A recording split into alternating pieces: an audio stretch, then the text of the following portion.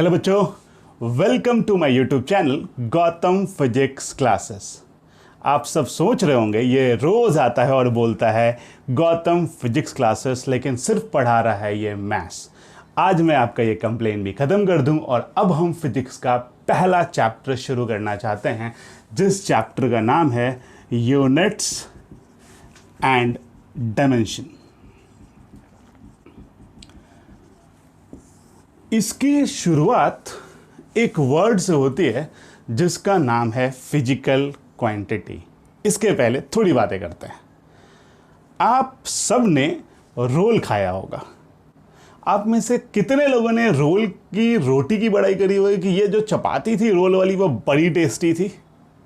बेटा जी, रोल में टेस्ट उसके अंदर के मसाले और इंग्रेडिएंट्स का आता है, और वो टेस्ट फिजिक्स को देता है, फिजिक्स को इतना बड़ा सब्जेक्ट बनाता है। वो इंग्रेडिएंट है मैथमेटिक्स, और मैथमेटिक्स और फिजिक्स एक जगह आके कनेक्ट होते हैं और वहीं से फिजिक्स की शुरुआत होती है, और उस कनेक्शन को कहते हैं फिजिकल क्वांटिटी। फिजिकल क्वांटिटी क्या होता है? फिजिकल क्वांटिटी सुनेंगे,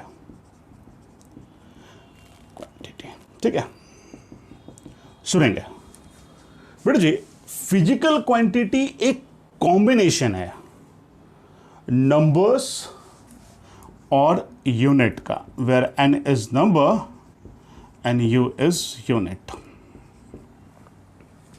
ठीक है, इसको थोड़ा समझते हैं। 6, अगर मैं आपसे बोलूं कि ये 6 को डिफाइन करिए, 6 क्या है, तो आप ये बोलोगे 7 के पहले, 7 के पहले, 5 के बाद, और भी बहुत सारे लेम एग्जाम्पल्स आपके पास होंगे जो आप मुझे एक्सप्लेनेशंस देने की कोशिश करेंगे। बेटा जी, अब मैं आपको बोलता हूँ 6 फीट, या आजकल जो बहुत फैशन में है 6 यार्ड, 6 गज की दूरी है बहुत ज़रूरी। आप बोलोगे सर ये डिस्टेंस है। गुड। अब मैं आपको बोलता हूं 6 इयर्स। अब आप बोलोगे ये वो टाइम है जो 10 से मुझे इंजीनियरिंग तक पास करने में पहुंचाएगा, टाइम। अगर मैं आपको बोलूं 6, यहां देखना बेटा जी, 6 इयर्स 6 kg, तो फिर आप बोलोगे ये मास है। बहुत बढ़िया, बहुत बढ़िया। यानी बेटा जी 6 की पहचान उसके एंड वाले टॉपिक से हो रही है, एंड वाले सिस्टम से हो रही है, और इस एंड सिस्टम को फिजिक्स डील करता है, और इसे दुनिया बोलती है यूनिट्स। नंबर की पढ़ाई मैथ्स वाले करते हैं, और इसी यूनिट की पढ़ाई फिजिक्स में हम करते हैं। तो बेटा जी, यानी x = nu is a combination of number and unit. ठीक है, आपको समझ गया होगा। अब हम इसको थोड़ा आगे सोचते हैं। एक बात जो यहाँ बहुत ज़रूरी है और आपको नोट ले लेना चाहिए, शायद सुन लें, larger the number the smaller the unit and vice versa. मतलब नंबर जितना बड़ा होगा उतना ही छोटा उसका यूनिट होगा। मतलब नंबर 1000 और यूनिट मीटर, नंबर छोटा और यूनिट बड़ा, यानी 1 और unit kilometre. Means physical quantity x = nu, और nu नंबर और यूनिट का combination, and the larger the number the smaller the unit. बहुत बढ़िया बेटे जी। आइए देखते हैं इस यूनिट्स के बारे में। फिजिक्स में इन यूनिट्स को हम 2 पार्ट में डिवाइड करते हैं। इस यूनिट्स को हम 2 पार्ट में डिवाइड करते हैं, और वो 2 पार्ट्स हैं फंडामेंटल यूनिट्स, फंडामेंटल यूनिट्स, और दूसरा पार्ट है, फर्स्ट हो गया फंडामेंटल और दूसरा है डिराइव्ड यूनिट। आज हम बात फंडामेंटल की पहले करेंगे और फिर हम डिराइव के बारे में बात करेंगे। ठीक है, क्या होता है फंडामेंटल यूनिट? सुनते हैं इसको बेटा जी, सुनते हैं इसको। फंडामेंटल यूनिट्स हम उन यूनिट्स को कहते हैं जो सबसे आसानी से अवेलेबल हो और उनका रिपीटिशन नहीं पॉसिबल हो। समझते हैं इसको इंग्लिश में पहले। Fundamental units are the units which can only be defined by themselves and they don't be allowed to be repeated, मतलब वो रिपीट नहीं हो सकते हैं।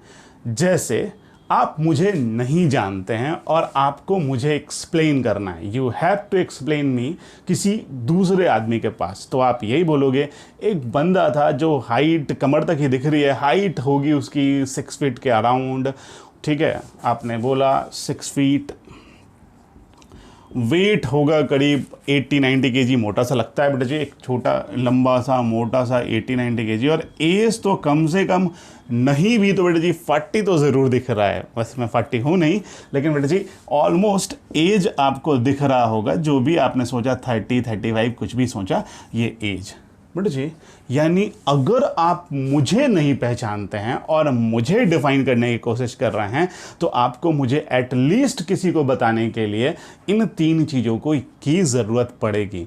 और अगर आप सिर्फ 6 फीट बोल दो तो क्या मुझे डिफाइन कर पाओगे? नहीं, 6 फीट का बंदा तो 70 केजी का भी हो सकता है, he can be of 70 KG. अगर आप सिर्फ 30 से 35 ईयर्स बोल दो तो क्या मुझे डिफाइन कर पाओगे? Any 30 to 35 year can be of 5 feet as well, and 40 KG का 50 केजी का भी हो सकता है, 60 केजी का भी हो सकता है। यानी बेटा जी आप मुझे डिफाइन करने के लिए इन 3 बेसिक सिस्टम से कम में आपका काम नहीं चलेगा। और ये ऐसे हैं कि ना फीट को केजी रिप्लेस कर सकता है और ना केजी को एज रिप्लेस कर सकता है। तो इसका मतलब फंडामेंटल क्वांटिटीज सबसे पहले जो 3 मुझे दिखे वो है मैं मोटा, मेरी हाइट और मेरा एज। बेटा जी ये हैं 3 सबसे बेसिक फंडामेंटल क्वांटिटीज, ठीक है। इसके अलावा भी हम कुछ फंडामेंटल क्वांटिटीज़ को जानते हैं जिसको हम लिखने की कोशिश करें। अगर आप नहीं जानते तो ज़रूर से इसको नोट डाउन करना शुरू कीजिए। बेटा जी 4th फंडामेंटल क्वांटिटीज़ है टेम्परेचर, 5th फंडामेंटल क्वांटिटी है ल्यूमिनस इंटेंसिटी, ये लाइट का अमाउंट मेजर करता है। Luminous intensity it measures the amount of light amount measured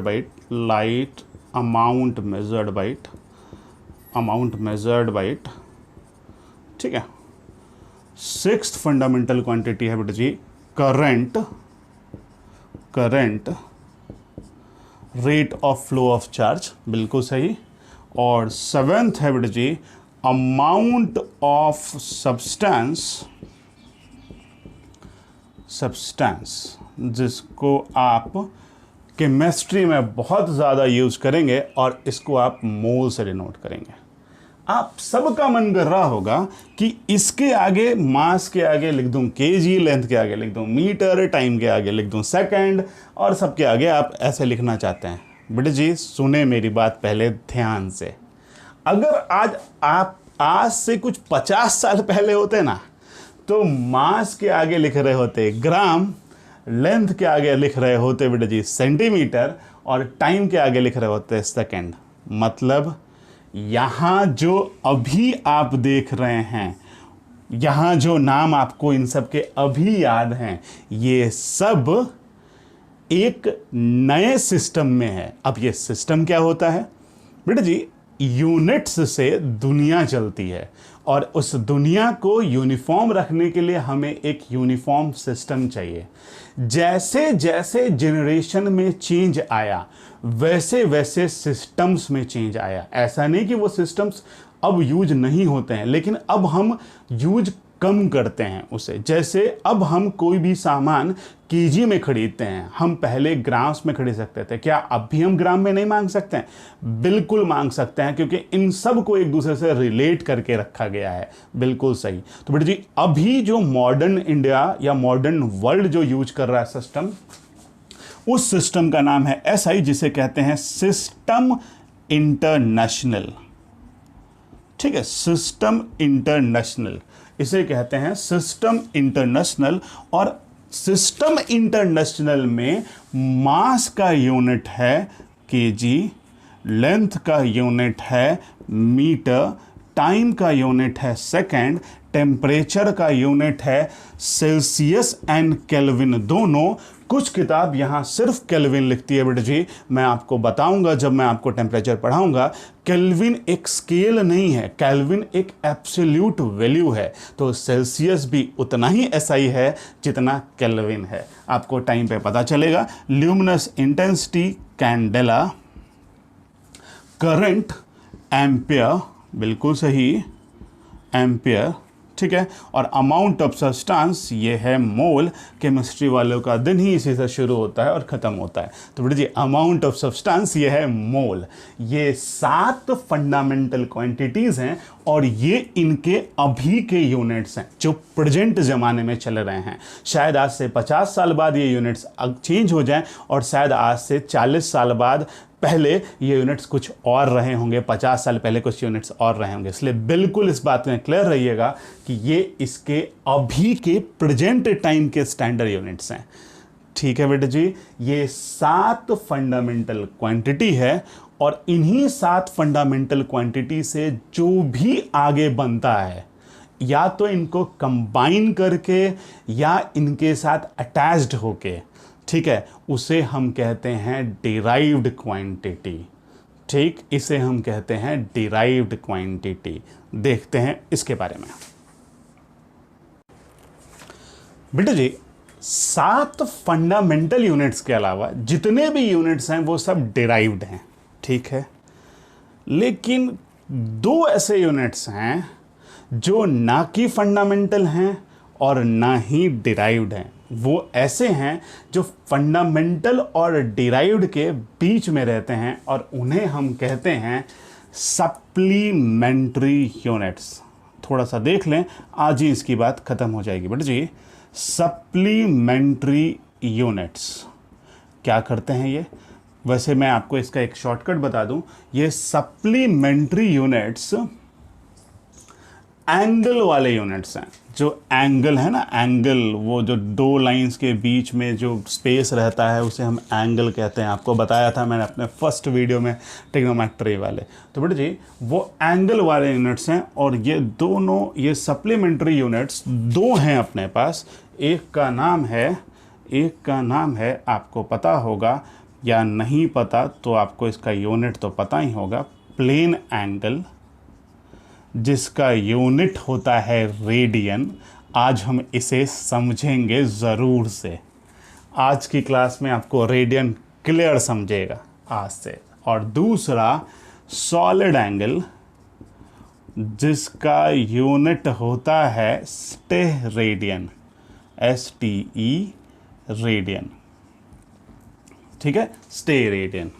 तो बेटा जी ये दो एंगल के यूनिट्स हैं, ना ये फंडामेंटल हैं और ना ये डिराइव्ड हैं। ये सप्लीमेंट कर रहे हैं, हमें जोड़ रहे हैं दोनों को, यानी ये सप्लीमेंटेड हैं, हमें सपोर्ट करने आए हैं। हम अपने मेन पेपर के बाद एक शीट लेते हैं जिसे हम सप्लीमेंट्स बोलते हैं, तो ये हमें हमारे मेन पेपर में यानी फंडामेंटल में ये हमें सप्लीमेंट करने आ रहे हैं। चलिए देखते हैं एक एक करके इन दोनों को बिल्कुल ध्यान से।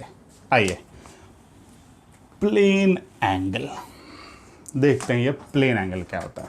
सबसे पहले उसकी कहानी एक रेडियन से शुरू करेंगे। प्लेन एंगल, ठीक है, आइए प्लेन एंगल। एक सर्कल बनाता हूं मैं, ठीक है, और ये इसका रेडियस है, कोई डाउट नहीं है, ठीक। और यहाँ से एक और पॉइंट बोल दिया तो ये भी इसका रेडियस है। और 2 लाइंस के बीच में जो होता है स्पेस होता है उसे हम कहते हैं एंगल। तो हम इसे डिनोट कर देते हैं थीटा से। एंगल थीटा से डिनोट कर दिया, एकदम सही है। अब मेरी बात ध्यान से सुनिए, अब मेरी बात आप ध्यान से सुनेंगे बेटा जी। अगर ये सीधी लाइन होती तो ये एक ट्रायंगल होता और आप तुरंत में मुझे tan थीटा की वैल्यू बता देते। tan थीटा की वैल्यू बता देते हैं। अगर यहाँ से एक ऑलमोस्ट सीधी सी लाइन होती है, और ये सीधी लाइन कब हो सकती है, जब ये स्पेसिंग बहुत कम हो जाए, तो आप बता सकते थे। तो मैं इसको स्पेसिंग को कम कर देता हूँ, इंस्टेंटेनियस, याद आया वो टर्म इंस्टेंटेनियस, यानी एकदम छोटी सी स्पेसिंग हो जाए। तो ये वाली लाइन जो ऐसे आपको कर्व दिख रही है, ये कुछ स्ट्रेट जैसे दिखेगी, सही बात है। और इस केस में इस थीटा को आप स्मॉल बोलोगे, स्मॉल में डेल्टा, और इसको डी थीटा बोलोगे।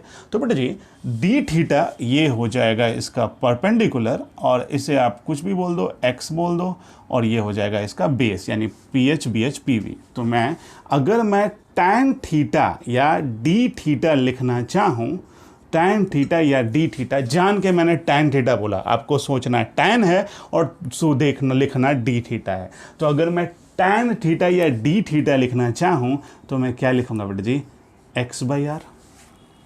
बिल्कुल सही बात। आप पहले ध्यान से देखिए, इसको मैं लिखूंगा एक्स और इसको लिखूंगा आर, ठीक है। अब सुनना ध्यान से, अगर ये एक्स की वैल्यू आर के बराबर हो जाए तो d theta is equal to r by r, और ये 1 यूनिटलेस भी, और ऐसे सिस्टम को हम कहते हैं 1 रेडियन। क्यों?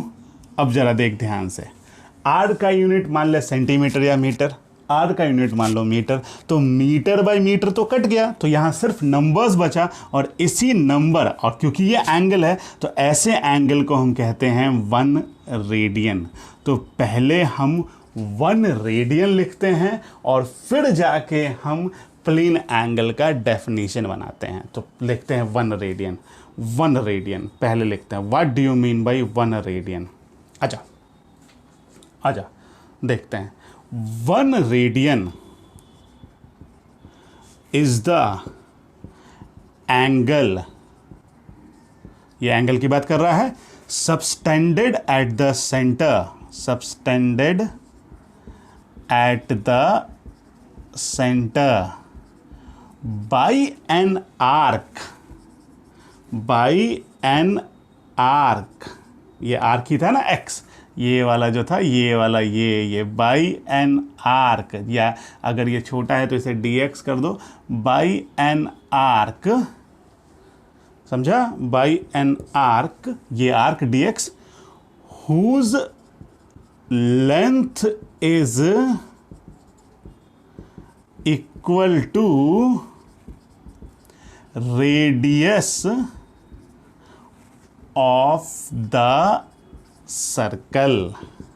फिर से देख लेते हैं, यानी 1 radian is the angle subtended at the centre by an arc dx, whose length is equal to, यानी dx कितना हो जाए, dx कितना हो जाए, r के बराबर, whose length is equal to radius of the circle, और रेडियस बराबर, तो यहाँ 1, और ऐसे एंगल जो जिसका कि आर्क लेंथ रेडियस के बराबर, उसे हम कहते हैं 1 रेडियन।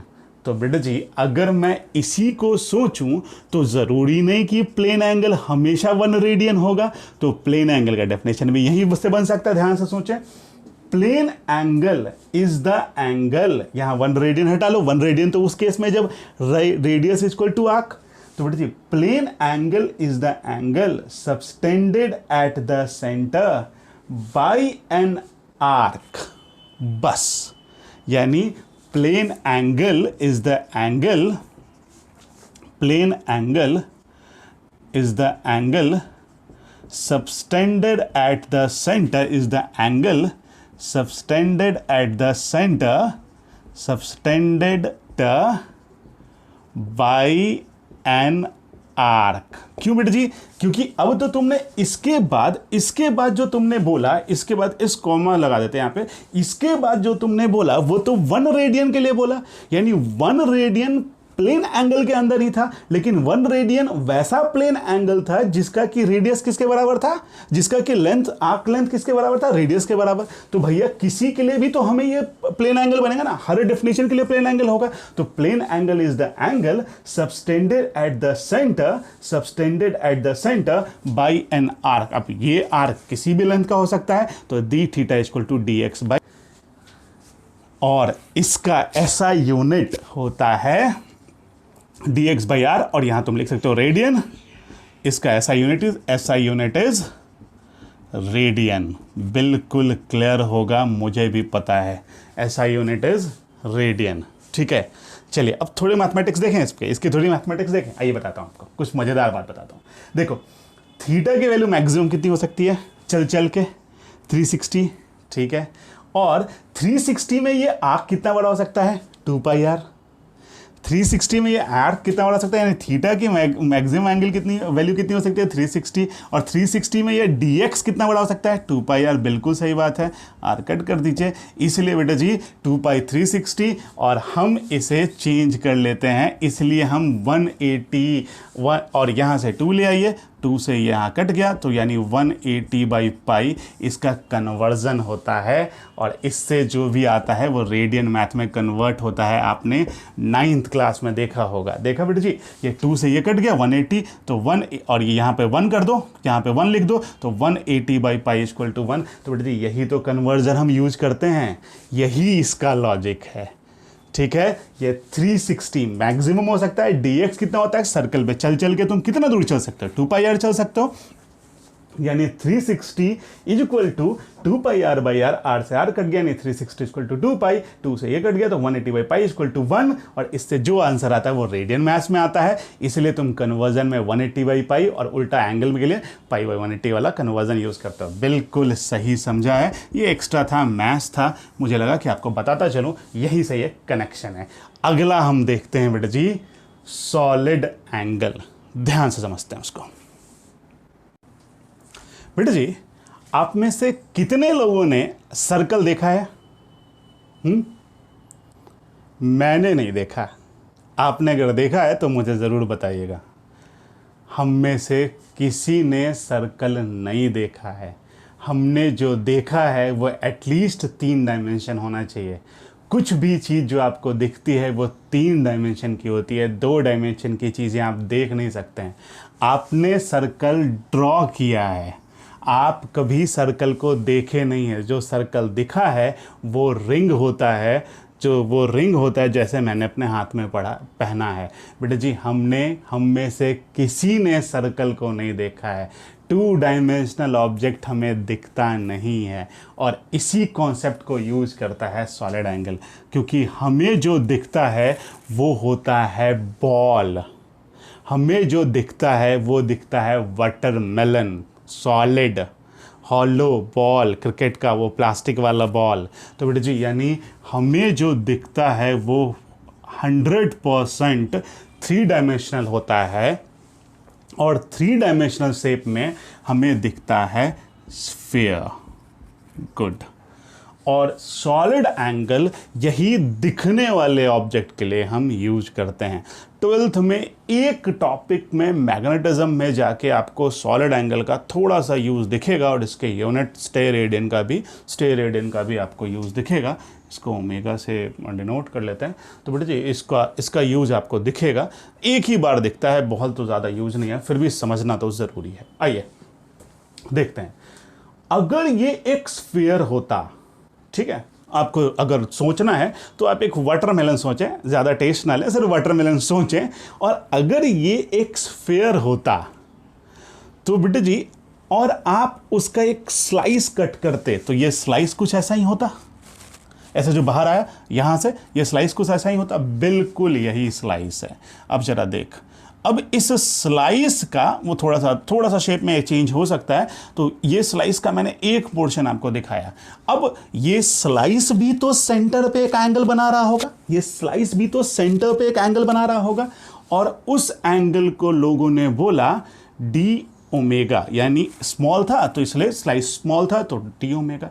अब डी ओमेगा जो एंगल बना रहा होगा वो क्या सिर्फ एक हैंड का बना रहा होगा, ये पूरे स्लाइस का एरिया का बना रहा होगा, तो इसे हम कह सकते हैं D area. D area in small area, जो क्योंकि आपने एंगल छोटा ले लिया है तो इसलिए एरिया स्मॉल ले लो। तो बेटा जी यानी ये डी ए या D area, A stands for area, area यानी ये वाला पोर्शन जो मैं शेड कर दे रहा हूं आपको समझने के लिए, ये वाला पोर्शन। यानी बेटा जी ये जो स्लाइस से आपने जो निकाला ये वाला पोर्शन क्या है, डी ए, यानी d omega is equal to d A upon, अब ये इसका एक रेडियस, ये इसका एक रेडियस, ये इसका रेडियस, ये इसका रेडियस, तो बेटा जी यहाँ अपॉन आर स्क्वायर, क्योंकि ऊपर का यूनिट मीटर स्क्वायर तो नीचे का यूनिट भी मीटर स्क्वायर होना चाहिए, और ये कट जाना चाहिए था, और यहाँ एक वैल्यू आएगी और उस वैल्यू का ऐसा यूनिट होगा स्टेरेडियन। क्लियर है? और अब मैं 1 स्टेरेडियन आपसे पूछता हूं, पहले 1 मिनट आप 1 स्टेरेडियन सोच लो मेरा वीडियो पॉज करके, और फिर मैं लिख रहा हूं 1 स्टेरेडियन।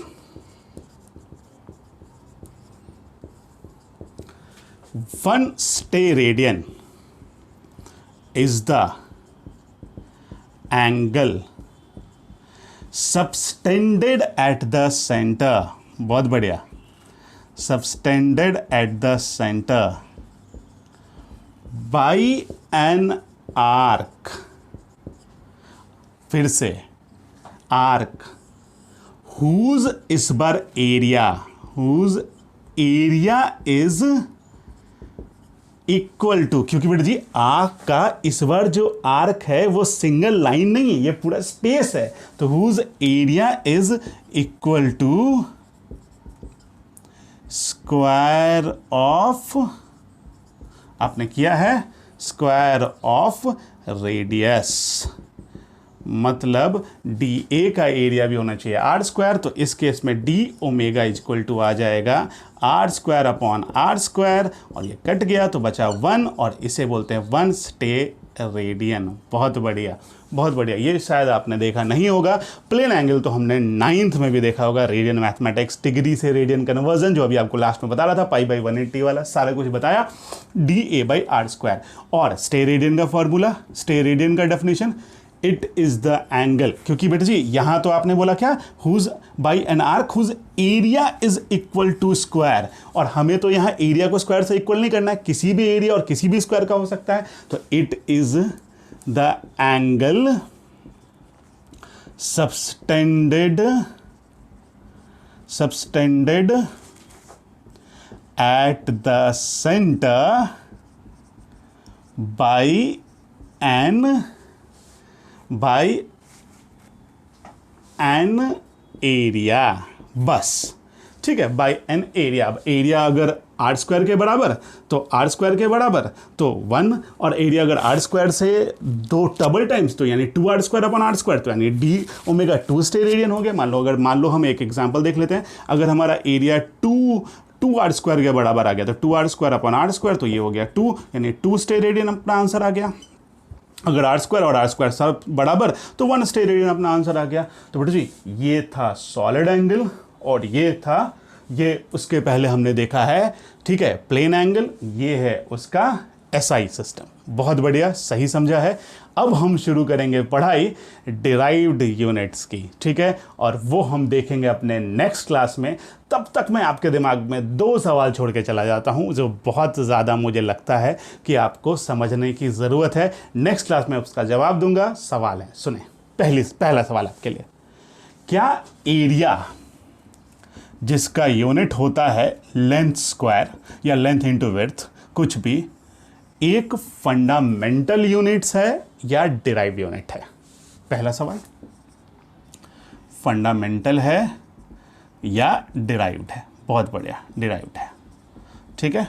दूसरा सवाल, सर आपने मुझे बोला था कि करंट एक फंडामेंटल यूनिट है। गुड, और करंट एक फंडामेंटल यूनिट है आपने लिखा था, और आपने मुझे फंडामेंटल का भी डेफिनेशन दिया था।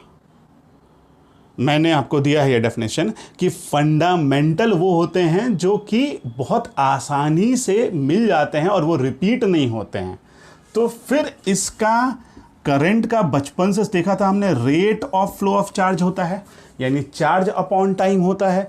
तो अगर आई का फॉर्मूला चार्ज अपॉन टाइम है और चार्ज का यूनिट कूलम है और इसका यूनिट सेकंड है, तो फिर इसका यूनिट, और फिर इसी को हम कूलम पर सेकंड को बाद में 10th में हमने देखा इसको एम्पियर लिख लेते हैं। तो ये फंडामेंटल कैसे हुआ? यहाँ तो दो चीज़ें रिपीट हो रही हैं, ठीक है। इन दो सवालों का जवाब हम नेक्स्ट क्लास में देखेंगे और पढ़ेंगे डिराइव यूनिट। बेटा जी, इस चैप्टर से एक सवाल 100% हर एग्ज़ाम में आता है, चाहे जेई मेन हो, चाहे जेई एडवांस हो, चाहे नीट हो, सिर्फ डायमेंशन से। और आजकल इसमें एक बहुत बड़ा टॉपिक जुड़ गया है, इन फैशन जिसको कहता हूँ मैं, एरर्स। तो हम एरर्स का भी डिटेल स्टडी करेंगे। पहले तो हम डायमेंशन ख़त्म करते हैं, मिलते हैं अगली क्लास में। अगर पसंद आए तो मेरे चैनल को लाइक और सब्सक्राइब कीजिएगा। मैं नेक्स्ट वीक से मोस्ट प्रोबेबली आपको शेड्यूल भी दे दूंगा कि 11th की क्लास के वीडियोस कब आएंगे और 12th के वीडियोस कब आएंगे। मैं आप उसी दिन शेड्यूल में देख सकते हैं, इन एक रूटीन क्लासरूम जैसा। वीक में शायद 2 दिन मैं 11th के वीडियोज़ और 1 या 2 दिन में वहाँ 12th के वीडियोज़ भी डालना शुरू करूँगा। कोशिश कर रहा हूँ, टाइम निकाल रहा हूँ। आप ऐसे ही मुझे प्यार देते रहें। पसंद आए तो चैनल दोस्तों को शेयर करें, लाइक करें, सब्सक्राइब करें। मिलते हैं अगली क्लास में। बाय।